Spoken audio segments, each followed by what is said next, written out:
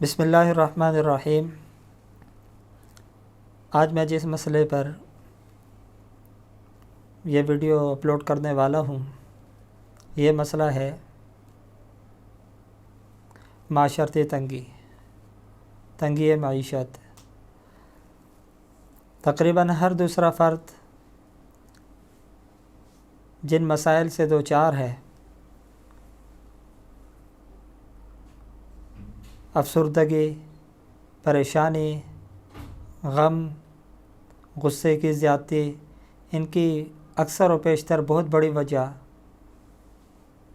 رزق کے اندر تنگی، معیشت کے اندر تنگی ہے، اور اکثر احباب اسی وجہ سے عاملین کی طرف مراجعات کرتے ہیں کہ ہمارے کاروبار کے اندر برکت ہو جائے، ہمارے رزق کے اندر فراوانی ہو جائے، ہمارا رزق پورا پڑ جائے، پورا نہیں پڑتا۔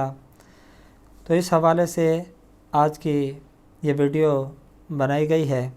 آپ یہ عمل کریں، انشاءاللہ اس عمل کی برکت سے رزق کے اندر فراوانی بھی ہوگی اور رزق کے اندر برکت بھی ہوگی، اور جن لوگوں کو اس قسم کے معاملات ہیں کہ ان کی کوئی کام نہیں ہے، کام نہیں لگ رہا، نوکری نہیں مل رہی، یا رزق کے اندر تنگی ہے، کام تو ہے لیکن پورا نہیں ہو رہا، انشاءاللہ ان تمام مسائل کا حل اس عمل کے اندر موجود ہے۔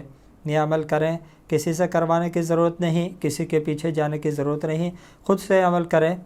بعد نماز فجر اور بعد نماز مغرب 7 مرتبہ سورۃ قریش پڑھیں گے، صرف 7 مرتبہ سورۃ قریش یعنی لإیلاف قریش، اس کو 7 مرتبہ پڑھا جائے گا۔